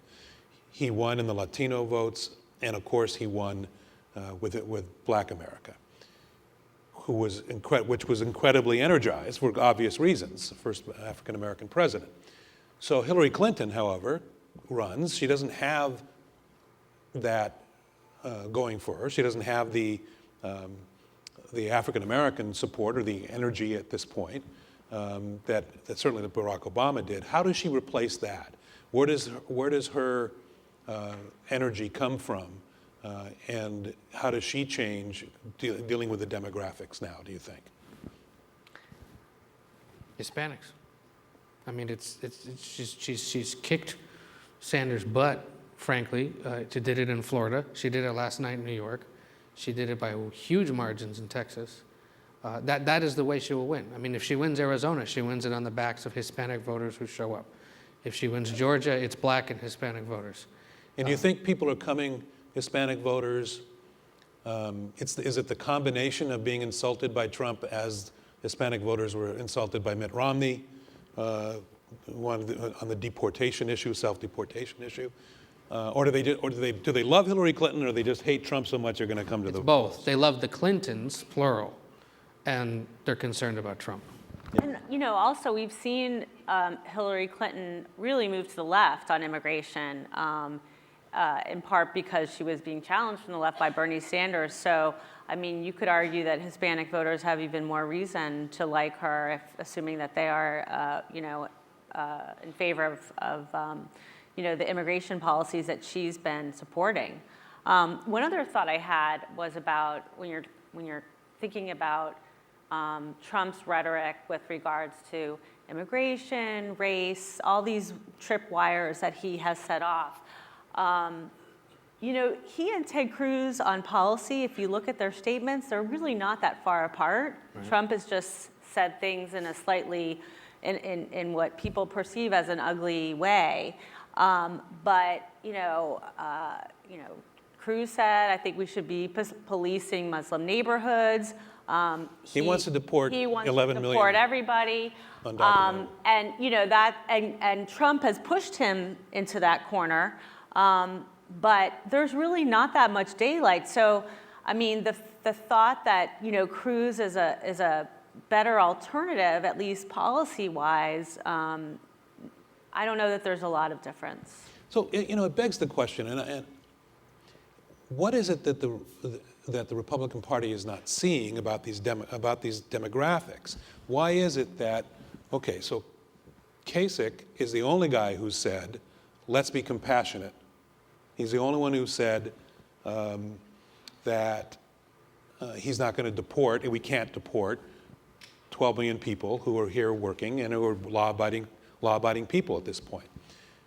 So how does that get ignored by the Republican electorate? How do they not realize that they're making it very difficult for themselves to win a national election? What are they ignoring? What are they not seeing? I think, part of the problem is the midterms. I mean, if you remember after Romney, there was, after he lost so badly, in part because you said his comments on self-deportation. I mean, there was a real sort of coming to Jesus moment in the Republican Party where they really thought, I really thought, I think a lot of people in this room really thought it was an inflection point. We saw immigration reform, in reach. It really felt like it, and that the Republican Party was being very pragmatic. We all know what happened there, and then I think what happens is that momentum, that steam gets lost because, as we know, the midterm electorate is so different, and the sort of the impetus for Republicans to change up their strategy gets lost in the midterms, and they kind of forget. Oh yeah, remember we had that whole new plan in 2012, like. That's like ages ago. Again, it kind of goes to the short-term memory. And so the people who are, sort of crying out in the forest that, hey, remember we can't win with just white people. Like, those voices have grown faint. And, we've been hearing them as part of the anti-Trump movement. But I wonder now, especially after last night, whether there's more of a sense of inevitability about Trump. And do you think that, is there any way that Trump, I kind of asked this already, but is there any way that he can repair the damage done, especially in this community, in the Latino community? Look, I hear no from the audience. Hearing it in the audience. There's your answer. And we're gonna open it up to you folks in just a few moments, because I do. We can hear it coming. We can. I mean, yes, I think he could turn around with some segment of it. He would have to apologize. He would have to change his. Look, it may not work with you, but it may work with somebody, and there are Latinos out there that support him, right? So what's to say that if he doesn't apologize, this bunch of them might be okay with it? But he doesn't really apologize. Well, but wait, he hasn't. But what's for to say anything. He might not? What's to say he doesn't change his views on these things and realize, what? And look, there have been reports we know if you listen to what happened apparently at his editorial board meeting with the New York Times and what he has said to others privately, a lot of this wall talk is just talk to him. And I had a fascinating conversation with a woman working at an airport gift shop in Nebraska, of all places. Salvadoran immigrant, came in the 80s. Was a seamstress in California for years, and had moved to Nebraska because one of her kids was going to school there. And I said, so who are you voting for in the primary? And in Spanish, she told me, I'm with Trump. And I kind of looked at her, I said, really? She said, yeah. Why wouldn't I want to support someone like him? He built his own business. He's raised a wonderful family. And all that talk about building a wall and sending us back, he knows he can't do that. It's just talk. And she went on like this for 20 minutes. No. Obama didn't do anything for me. He's a socialist. He's a communist. Whatever. But she said, he's just blowing smoke. He's not going to do it because he knows, as a businessman, he can't send all of us back. And I thought, well, okay. But go and read about those Hispanics that voted for him in Nevada, about the ones that voted for him in Florida, the ones that are waiting for him in California. There are some out there. It's not enough. He's still at historically low levels, but what's to say that if he didn't make amends and try to make some inroads in a genuine, serious way, and trust me, we'll be there to call him on it if he doesn't, that it might not turn it around at least a little bit. Because if you think about it, remove the rhetoric for a second. And look, O'Keefe, but I'm half Hispanic, full disclosure.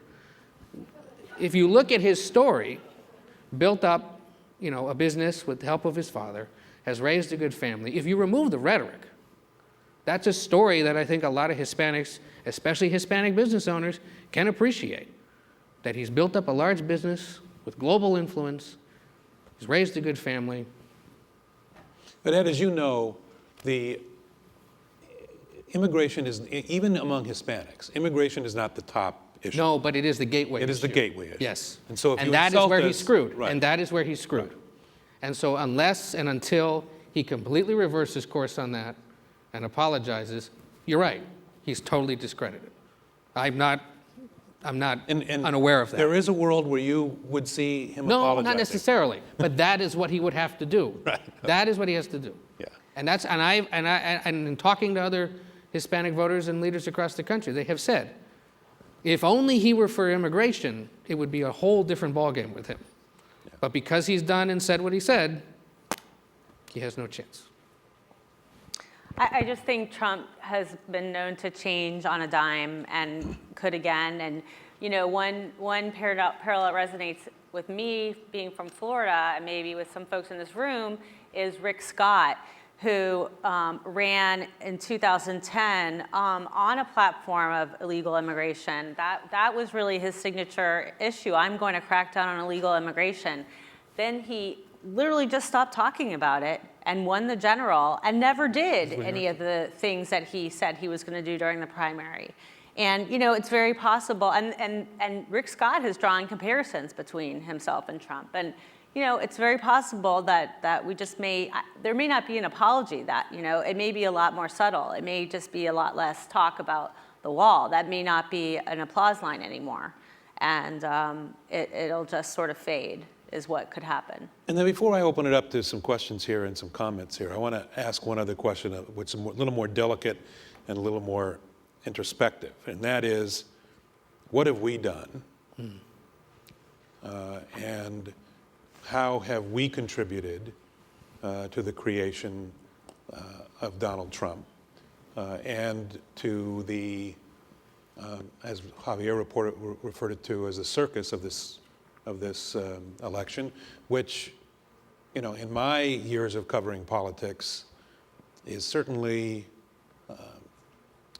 if not the worst, pretty close to it. I mean, I grew up covering politics in Chicago, which means that I was there for Jane Byrne and Harold Washington, which means it was pretty close to what we're seeing now. And Rich Daley saying that what Chicago needs is a white mayor.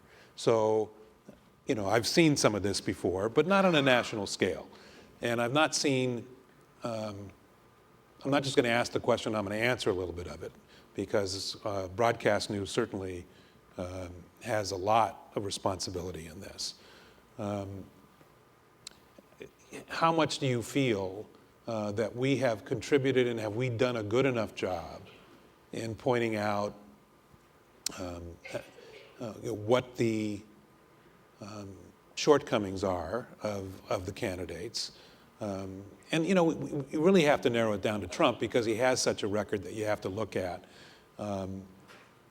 I see too few stories on the major networks and on cable, which has, you know, been giving him wall-to-wall coverage on, you know, the Polish workers that he had in his building sleeping overnight that he was fined for not taking care of them, on the other issues that he's had with his own finances, his company's finances. Have we done well enough? How have we contributed to this? And is there any way to recover from that before the election, before the actual election? What do you think? How's Politico doing? Well, I think we've covered Donald Trump a lot, and I think a lot of it is just, you know, he said something crazy, we write it up and we write it fast, and that's part of the Politico model, like that 24 hours, so I think we have gotten caught up in it. In our defense, and I think in journalists' defense, is that even if you put in a story, like this has not been proven false, or, you know, he has a history of this, it doesn't matter. The emails I get completely ignore it, say that I'm, you know, making things up. His supporters don't care. And I think that is something we keep running into, is like, you can run fact checks all day.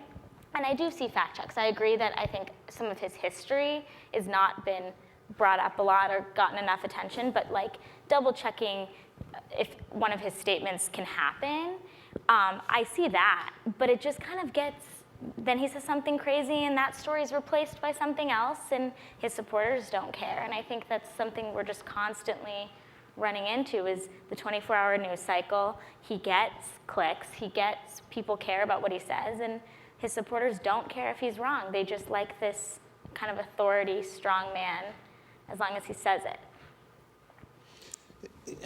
One of the things you brought out is the fact check. So, you know, someone who covers immigration all the time. I have to say that it irritates the heck out of me when I see statements put on television and in the newspapers when he says that Mexicans are flooding across the border. It's just not true. Right. There's a negative Right. immigration in this country at this point. In fact, more people are leaving this country to go to Mexico than are coming in. So, in the pictures that he used in that Morocco, from Morocco right? in his ad. So, it irritates the heck out of me. Are we doing enough to call his bluff, to call what he's saying? Well, broadcast cable aside, I would argue in the print world, at least some organizations are. I talked to my colleague Glenn Kessler, who's the fact checker. You heard him talk about Pinocchios? Yeah. He's the guy that hands out the Pinocchios. He will tell you, fact checking Donald Trump is one of the most boring assignments he's ever had because he's repeatedly getting 3 and 4 Pinocchios. Everything's all wrong. But nobody, as you said, cares. Those that don't like him know it, and so they've just totally disregarded him and dismissed him. And those that support him don't care. The truth doesn't matter to them. But we are continuing to do them. We write them on a constant basis. And they're there for the record if you want to read them. When it comes to his past, we have written reams about his business record, about his personal life, about his former wives, about the work he did in Florida, about the work he's done in New York. We had an expose just 10 days ago that showed that all that money he's allegedly given out or the charitable donations he's given out, no, it's just in-kind contributions of golf games and plane trips, all on the front page of the paper. It's all there. The problem is it doesn't necessarily get read by a lot of people, but we've done that work. The other thing we've done is, and I know Beth... Because you're a failing newspaper. I guess so. I don't know. But it's all there, and we've done it. And we're writing a book about him. We're writing a book about him that will be out later this summer, and it's not going to be some glossy, biography of him. It will be a deep dive into his personal and professional life. But I will say this, 2 things. This is the campaign in which Twitter solidified itself as a mode of at least political communication. It is not the most widely used social media tool, but it is widely used among journalists and political types. It is the way to get your press release out there now. And because it's so easy for him to sit in his New York apartment and send out messages, and we see them right away, it becomes news. It feeds the beast. And he has just figured out better than anyone how to use that free media and way to reach over us and get to his supporters. And the other is he takes the phone call. Even if we write these nasty stories, or what he would say are nasty stories about him, most of the time, his people will put him on the phone with the reporter who wrote it, and he gets to give his piece. If we tried that with Jeb Bush, how hard would it have been to get to him? If we tried that with Marco Rubio, we'd get kicked off the campaign bus. If you try it with Hillary Clinton, she'll ignore you, her staff will blacklist you, and you'll never be able to talk to her again. But he takes the phone call. Everyone else who's losing to him could learn something from that. Take the phone call. Say yes to the interview request. Show up to do the Today Show or to talk to the Wall Street Journal or whoever, because he's done it. Beth, do you have any comment on this? Well, a couple things. One is that I was having breakfast with a Republican the other day who, perhaps like many in this room and many Republicans across the country, is just feeling so discouraged about Trump. And I was saying that there is sort of a parallel with journalists, is that it is very discouraging that, what I think is our highest calling is that, to do that kind of truth squatting in campaigns means so little. I mean, like Ed says, the stories have been done. Yes, there's been a lot of nonsense also, but a lot of the stories have been done. And one of the most fascinating moments for me of this campaign was going to a Trump focus group and watching them, these folks they were presented with lots of negative information about Trump, and they even acknowledged that it was factual, yet they still were able to dismiss it. The other thing about Trump is that he doesn't just make one factual error in a speech the way maybe candidates in the past was. He literally will make 15 in a row, and that's like within a period of 60 seconds.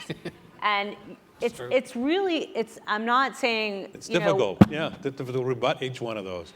you know, we have the responsibility to do it, but it's not easy with him. I mean, he's just, which one? Which one do I, you know, it's just like, it's like a fire hose. And so it's challenging. And one of the things I want to address too is that there is, and it's kind of maybe it's a dirty little secret of our business, even certainly in broadcast, and I think to some extent in the newspapers and online, is that as much as we may dislike what he's saying or not believe what he's saying or know that it's not true, Donald Trump is a phenomenon in politics which has energized the voters, the public, made the Today Show, Good Morning America, which, you know, have other interests, pay attention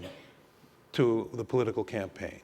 The first 10 minutes, 15 minutes of Good Morning America now is about politics. I would venture to say that if Donald Trump was not in the race, that wouldn't be the case. Well, So I think even for so as a journalist, it's, you know, it's like when we cover something terrible, you know what I mean? You know, we feel bad about it, but it also makes us more relevant. He's made political reporting very relevant right now. right. And, you know, sometimes you hear If they were all John Kasich, we wouldn't be paying it that much attention. Right. Even though it may be better, you know, he's spinach, he may be better for us. You do hear the criticism, well, if you would just stop writing about Donald Trump. But, you know, we don't get to stop writing about the front runner, because if we did, then we'd be guilty of the elitism that we're always accused of. I mean, Trump, for all of his problems, has been at the top of the polls for months and months and months and months. And that would it be irresponsible of journalists to ignore and just say, oh, well, he's, you know, not nice and says terrible things and we think he's unprofessional, so we're just going to ignore him. Like, we just don't get to make that decision. So it wasn't part of the format, but because I can hear the grumblings out there, we're not mic'd, you don't have mics for you, so you're going to have to stand up and speak loudly so we can hear, but we'd like to hear your comment or like to hear your question and respond to it. Yes, sir. Oh, we do have microphones. Oh, we Look have at a that. microphone. Look at that. Donahue, there you go.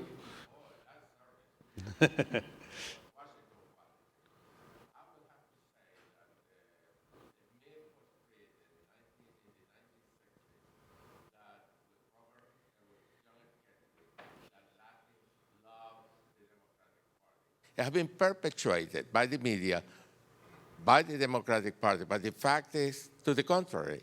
We are a very independent people. We may be Republicans and Democrats, but we find a candidate that's attractive to us. On the other side of the aisle, we'll vote for it. That is the truth. In 2004, we had a radio program here in Washington, D.C., prime time, live. We went throughout the United States interviewing people in different cities about the race with the re-election of George W. Bush. And we were surprised to find how many Hispanics actually like him. Yeah. Even though the Democrats, I'm not a Republican, by the way. I won't tell you what party I am, probably independent. But we were surprised. So I will say that Trump will be attractive if he tunes his message to the Hispanic community. By the way, I'm not voting for Trump because he's a circus. Well, and you know, Beth and I covered Jeb Bush. Beth covered him as governor of Florida. I covered him as a presidential candidate. And he always loved to say, Hispanics are all conservatives, they just don't know it yet. Oh. And that is the attitude. Conservative values are absolutely. And he said, we are leaving voters' support money on the table if we do not try to engage Hispanic voters across this country. That's why he was so popular in Florida. That's why he won the Hispanic vote. It certainly helped that, you know, he's married to a Mexican-American woman and raised 3, you know, Hispanic children, so he had a unique understanding of it. But that was what was so frustrating for him throughout the last few months of his campaign, is he knew that the Republicans could win the Hispanic vote, or at least improve their numbers, and Trump was destroying it for them. Right. Yes. Good morning, Lisa Valtierra. So one thing that I haven't heard discussed among you is the misogyny of Trump's rhetoric. And, 50% of the population, here we are, and yet that does not seem to get as much noise or discussion as I think a lot of us would like to hear. And, where are the feminist men, which is not an oxymoron, but where are they in this discussion as well? Because it always seems to be relegated as a woman's issue, and it's really not. Well, I think we've seen some, coverage, certainly, and I know the Wall Street Journal's we've written some stories about how he's viewed, terribly among women, and that is, one of the big problems for him. And imagine, a face-off against Hillary Clinton, what that is going to look like. I mean, you're going to hear about women's issues. Woo! You're going to be hearing a lot about them. Yeah. The closer Trump gets to locking it down, and Hillary Clinton, I think, is pretty much there, I think you're going to be hearing a lot about it. There was an ad that ran in Florida by that Our Principles PAC group. Yes, that was a very that had effective women ad. reading statements he had made about women back to the TV screen. And a lot of people said Democrats were on that same ad. Now, it made no difference in Florida, probably because it came too late. But the thought was if they can, run that ad relentlessly over and over again in different ways in front of women across the country, it will work. If you recall from 2012, Obama ran, if you look at Mitt Romney's crimes against women, he didn't support Planned Parenthood funding, he didn't want Obamacare to cover birth control. Those were used, in very hard-hitting attack ads against him, and they worked. Binders full of women. Really well in swing There's states. so much more ammunition with Trump. But that's what I'm saying. You played the is Howard that- Stern interview. Exactly, exactly. Yep. So, Mitt Romney looks like a feminist compared to Donald Trump, right? So, the Democrats have a lot to work with, and that ad that Ed is talking about was very effective. It just had, just regular, ordinary women, spitting out these epithets that he had used over the years to refer to women, and you're going to see that a lot. And I'm sorry, go ahead. I was just going to say, Planned Parenthood and allies of Hillary Clinton are already running those ads in swing states for the general. And you're seeing Cecile Richards on the trail with Hillary Clinton. It's starting to pivot. I think it just is kind of the noise, but they're kind of laying their groundwork. And So we have a little less than 5 minutes. Let me get to a couple more questions because I see a lot of people who have hands up. Marianne As Kellum. quickly as you can, and we'll answer Yes, quickly. Marianne Kellum with the Irving Hispanic Chamber of Commerce.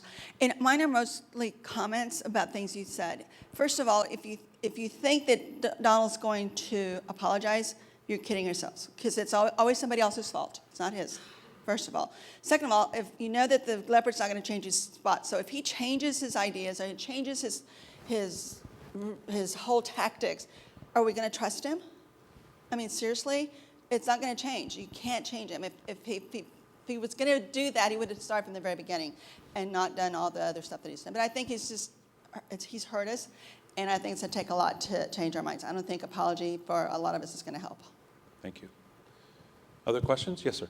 J.B. Alaman of Miami Beach, Florida. Question is around the thinking of the American voters and the American populace and why we're here today. At a time when you hear a lot of communication, a lot of messaging around the frustrations with Washington and the stalemate and the partisanship of both parties, as voters, you're seeing the success of the fringe candidates. Why do the mainstream candidates like Jeb Bush and Marco Rubio and even Hillary Clinton are frustrated and their message doesn't seem to resonate? I think Mr. Avila mentioned a little bit about broadcast media potentially playing a part in that. But what are your thoughts as why are we here today? Why are we in this situation today, you mean? Correct, yes. Well, I think that you hit upon it. I think that people are frustrated with the lack of progress that's made in the nation's capital, that the polarization, and frankly, I think that it's worse than ever because the United States elected the first African-American president. And there is more than just policy involved in this.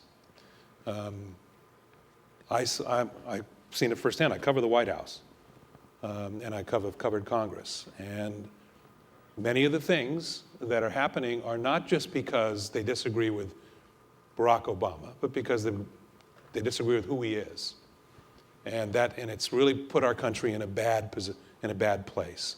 And I think the electorate is tired of what's been going on in Washington, and they're going to the extremes for that reason. I mean, that's why Bernie Sanders and Donald Trump, for that matter, has had resonance, is because they're frustrated with Washington, D.C., in my opinion. Yes. Good morning. Yes, good morning. I'm Maria Pena with La Opinión, and of course, we've covered the presidential race from day one. I had a question about for you about specifically Sanders. You know, he lost badly last night, including Brooklyn, and I was wondering how is he possibly going to make up the deficit in delegates from here? I know he said that he's going to stay through to the convention. How is he possibly going to make up that huge deficit? We have primaries next Tuesday along the Eastern Seaboard. Is he being realistic about his chances of, making up the deficit and possibly turning around some of those super delegates to come over to his camp? I don't think so. No. I think his path is pretty narrow.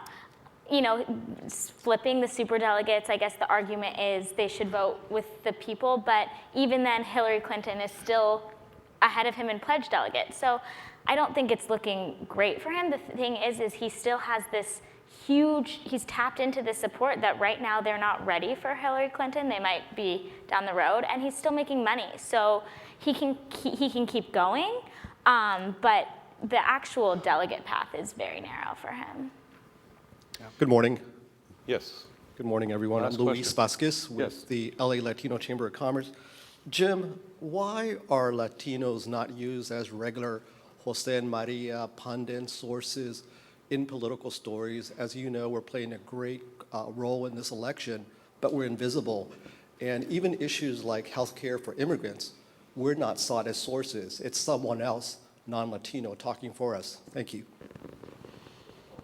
Well, I think that's a valid criticism, and I know that at ABC I've pushed very hard to get Javier on this week with George Stephanopoulos. He's had meetings with the executives there. We're working on it. We're working on it from the inside. There's a lot of, I think you have a valid criticism, and all I can tell you is that I'm pushing as hard as I can. Back to I'm sorry? So I can cue that up. Okay. You do have a valid criticism, and as a Hispanic named O'Keefe, I'm a little more conscious of it, and I'm doing my darndest as well at the Post to make sure that we're not only hiring Latino reporters and editors and photojournalists and copy editors, but also making sure that we're talking to that segment of the community and not just talking to them about immigration, but talking to them about healthcare and everything else. Thankfully, we have the leadership team, I think, that understands it better than they used to. And you may not see it right away, but we're working on it. And I'm certainly conscious of it in my own work. And I think having covered the two Republicans who had the best resonance with Hispanics, I think I'm even more conscious of it now that they're out there and that they're working for those kinds of people. Well, our time is up. I apologize. Thank you very much for listening, and thank you very much to our panel and for your insight.